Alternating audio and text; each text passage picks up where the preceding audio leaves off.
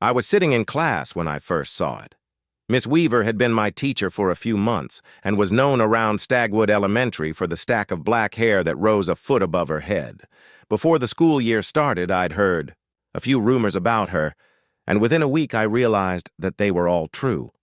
For one thing, she did, in fact, wear the same outfit every day. The colors changed, but she always had on striped pants and a striped jacket. For another thing, she was mind-numbingly boring. It was the kind of boring that made your eyes shut without permission. The biggest problem, though, was the stories. She was obsessed with tales of former students who had become some kind of famous. The first couple of times weren't bad, maybe even kind of interesting. But by the second week of school, she had started repeating herself, just like her outfits. By then, I knew all the stories by heart. The professional football player who got excellent marks in math. The state senator who was a teacher's pet. I knew every word. So, instead of trying my hardest to listen, I spent most of class drawing in my notebook. Most days, I drew imaginary places and then spent the rest of the time whipped up creatures to live there. They'd have horns where horns don't go, fur where scales should be, and all the wings. They were odd. And they each had a story that I wanted to tell. But on that day, I never even got to the first pair of wings. I had barely gotten started when it appeared, and changed Stagwood and me forever. If it had chosen to press its little green face against any other window, I might not have seen it. And if I hadn't been trying to decide whether my dragon should have 4 legs or 2, I might not have looked out window at that exact moment, dropping my pencil on the page. It was a frog, and it was staring right at me. I couldn't stop looking at the frog, and it couldn't stop looking back. We were locked in a staring contest. Maybe some frogs blinked, but with its eyes smushed against the glass, this one didn't. Stagwood Forest was just beyond the schoolyard, and it was riddled with frogs, but they always avoided people. I knew right away, in a way that I could think, better than I could say, that this frog was different. I tried to listen back in to Miss Weaver, just in time to hear the end of her story about Martin Shandles, the now famous comedian. Martin had transferred schools halfway through the year, so I always felt to me like that one shouldn't count. We were supposed to be learning long division, but something had reminded her of Martin.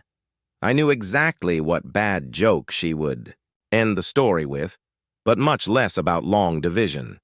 Whenever he acted up in class, I'd say, "We've got a real comedian on our hands, don't we?" And I was right, she said with a guffaw.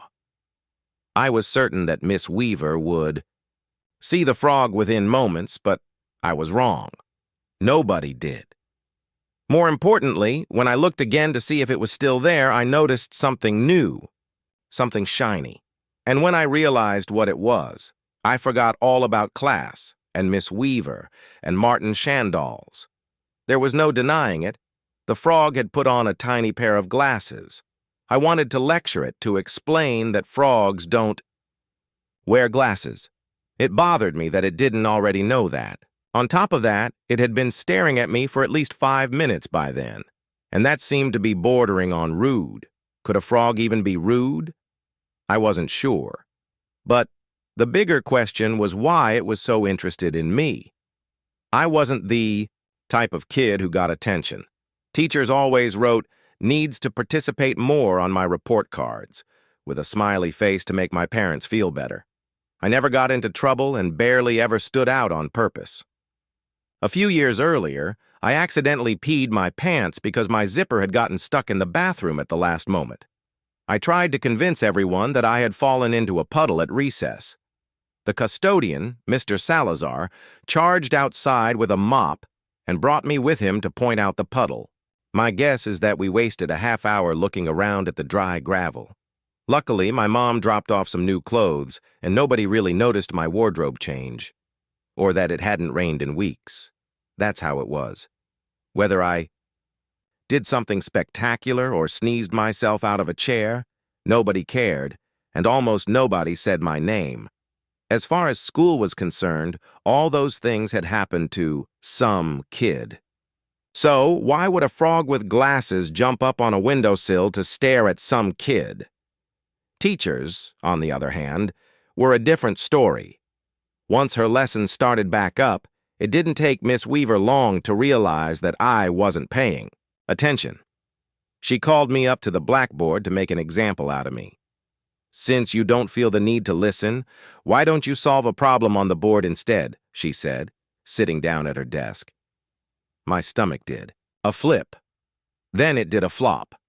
The problem would take a minute or two to solve, and being in front of the class always made me nervous. How could I be expected to do anything when there was a spectacled frog staring me down? I walked to the right of the equation on the board so that I could check on the frog easily in secret. Despite the distraction, I did my best to focus, but it wasn't easy. Halfway through, I saw the frog move towards the front of the classroom. It stopped at the window next to Miss Weaver's desk. It took me a moment to figure out what it was doing, and another to believe it. It was trying to lift the window. Finishing the problem became almost impossible. I made a mistake and then quickly erased it. By the time I looked over again, the window was open.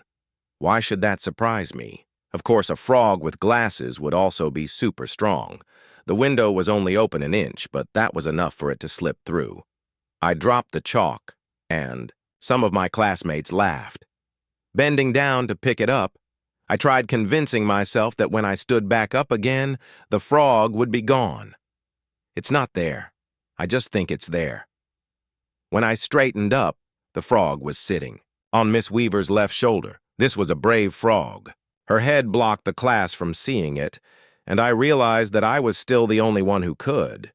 Either the frog was real, or my imagination had outdone itself.